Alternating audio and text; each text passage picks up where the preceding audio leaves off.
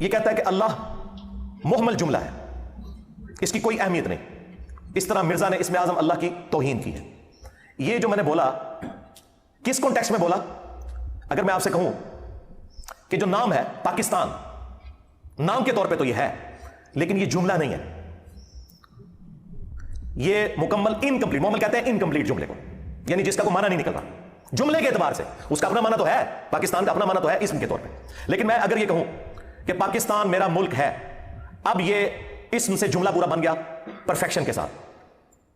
اس طریقے سے میں نے یہ بولا تھا کہ صرف اللہ کا ذکر قرآن و حدیث میں کہیں نہیں آیا، ہمیشہ اللہ کی کوالٹیز کے ساتھ ذکر ہوا ہے. اگر آپ صرف اللہ بولتے ہیں، یہ اللہ کا اسم تو ہے لیکن یہ جملہ نہیں کمپلیٹ ہوتا.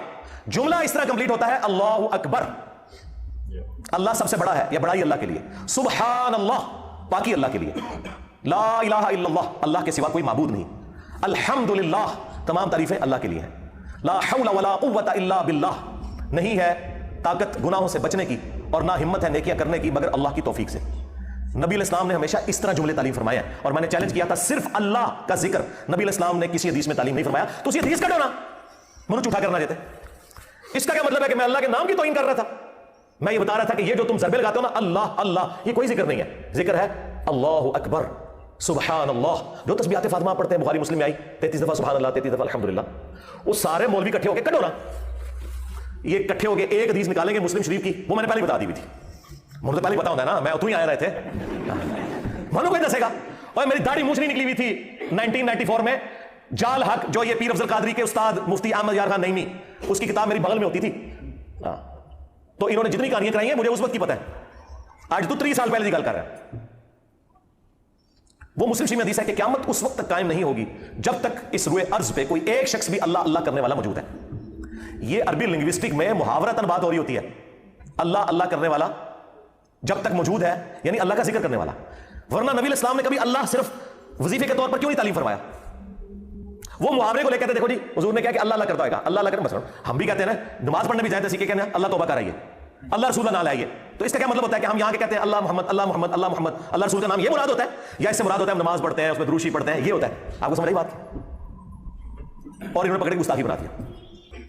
اچھا جی، تیسرا اعتراض یہ کہتا ہے کہ آپ کے سامنے قرآن اسی طرح پڑھا جا رہا ہے جس طرح فرینچ زبان کے اندر آپ کو گالیاں نکالنا شروع کر دے. اس میں قرآن کی کھلی توہین ہے. اندازہ کریں، قرآن پڑھنے کو میں نے یہ کہنا ہے کہ قرآن گالیاں، نعوذ باللہ. جو شخص قرآن کی سب سے زیادہ دعوت دے رہا ہے، یہ پوری ایک بات ہوئی تھی.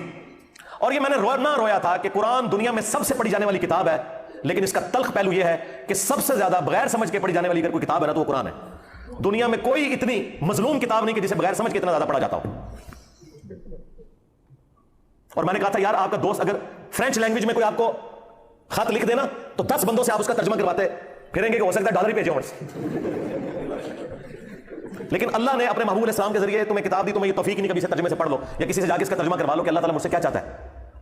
اور پھر میں نے ساتھ ایک لطیفہ سنایا جو پنجاب کے معاشرے میں عام ہے کہ کچھ پنجابی سعودی عرب چلے گئے، عربیوں کے ساتھ ان کا جھگڑا ہوا، انہوں نے پنجابی میں گالیاں نکالی اور انہوں نے ظاہر ہے عربی میں گالیاں نکالی. اور جب واپس آئے تو انہوں نے کہا کہ جو عربی تھے اتنے چنگے نے کہ انہوں گالا کرتے سر اور وہ قرآن ہی سناتے سر. یہ مشہور ایک لطیفہ ہے. یہ میں نے سنا کے تو آگے کہا یار آپ لوگوں کی بھی یہی حالت ہے، جس طرح آپ کو کوئی فرینچ میں آگے گالیاں نکال دے یا آپ کے سامنے قرآن پڑھے آپ کو فرق نہیں پتہ لگنا. اس کو پکڑ کے انہوں نے یہ بنا دیا. اب مجھے بتائیں کیا بات تھی جو قرآن کے دفاع میں تھی؟ جو بندہ قرآن کی ترغیب دلا رہا ہے اسی کے خلاف بول پڑے گی. اور یہ ان کے بڑے کی سنت ہے، ابو جہل کی.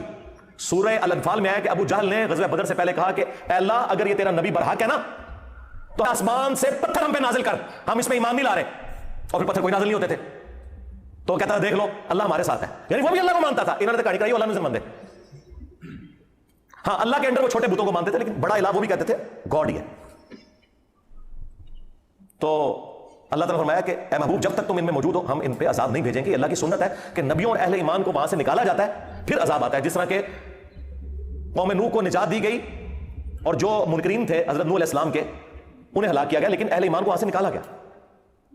اور یہاں پہ بھی پھر اہل ایمان کو نکال کے مدینہ شریف لایا گیا اور غزوہ بدر میں عذاب کی پہلی قسط آئی مشرکین عرب کے اوپر. 70 سردار ان کے قتل ہوئے.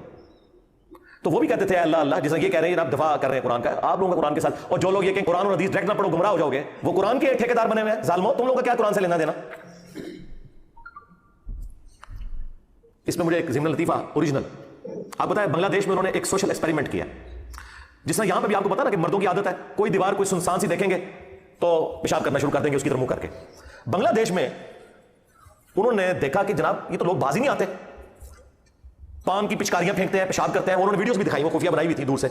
پھر انہوں نے کیا کیا کہ قرآن کے رسم الخط میں نا انہی دیواروں کے اوپر نہ لکھ دیا کہ یہاں پیشاب کرنا منع ہے, لیکن وہ لگتا تھا کہ قرآن کی آیت لکھی ہوئی ہے. سارے مسلمان تو پتہ ہی نہیں قرآن اندر کے لکھا ہے. پھر انہوں نے کیمرے لگائے, جو بندہ ناڑا کھولا لگتا ہے سامنے دیکھتا نا ایسے کر کے تو آگے چلا جاتا. یہ ویڈیوز ہیں یوٹیوب پہ, اور یہ اوریجنل سوشل ایکسپیریمنٹ کیا بی بی سی والوں نے کیا تھا. تو مجھے بتائیں تمہیں عربی میں کوئی یہ کہے کہ یہاں پیشاب کرنا منع ہے, یا عربی میں قرآن کی کوئی آیت پڑھے اور ڈنگروں نہ تو نہ تھوڑے وڈیاں نو پتا کہ کیا مطلب ہے تھا. ظاہر نہیں, بڑوں کو بھی پتا. قرآن کا پہلا ترجمہ تو آج سے 150-200 سال پہلے ہوا ہے. اس سے پہلے تو انہوں نے کہانی کرائی ہوئی تھی, اور عام بندے کے ہاتھ میں تو اب آیا یہ ایپس کی برکت سے. اسلام 360 ہو گیا باقی, اور تو پیسے یہ کہاں پڑھنے دیتے ہیں. اب مجھے بتائیں کیا سے کیا بات ہو رہی تھی اور انہوں نے کیا اس میں سے نکالا. چوتھا یہ کہتا ہے کہ اگر ہمیں قادیانی کافر نہ کہیں تو ہم بھی ان کو کافر کہنا چھوڑ دیں گے.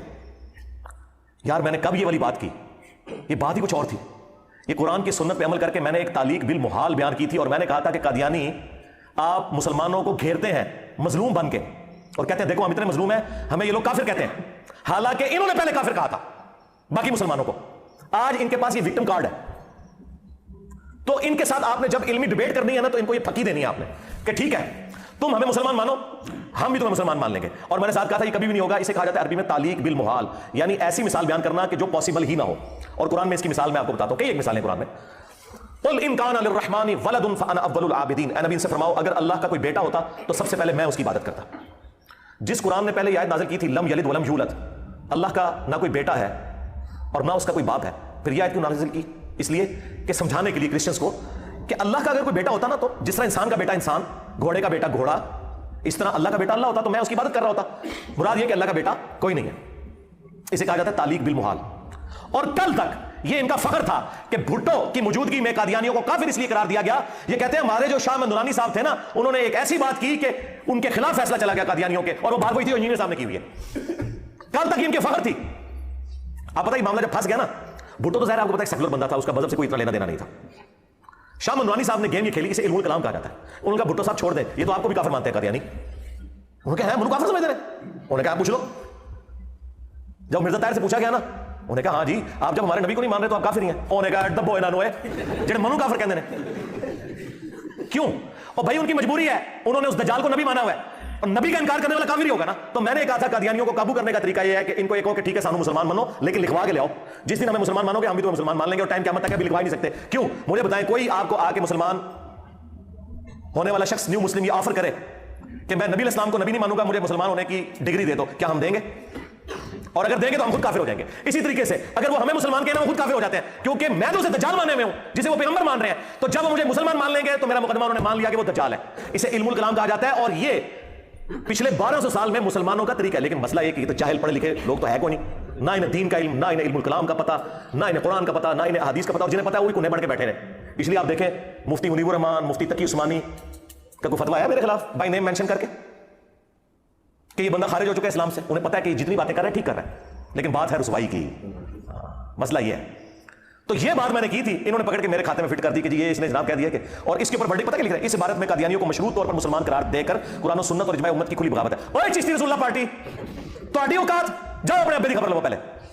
اور آئین پاکستان کے خلاف قادیانیوں کو مسلمانوں کو کافر نہیں کہنے کی شرط پر مسلمان قرار دیا ہے. آئین پاکستان کے ساتھ بھی یہ غداری ہے. اور شکر کرو 73 دے ٹائم انجینئر نہیں سی, نہیں تو تہاڈی منجی نال ٹھوک جانی سی, میں پیڑا پا لینا سی اتنے اسٹوڈنٹس نال کہ آج چشتی رسول اللہ اور اشرف رسول اللہ تھانوی فارغ ہون گے, اے ایک لگدے ہاتھ نہ ہے ایک کوئی ڈنڈا پھیرے نہ ہوتے.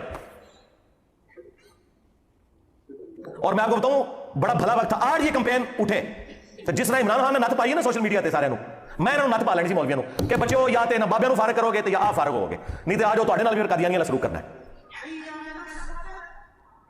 تو یہ دیکھیں یہ کہہ رہے ہیں آئین پاکستان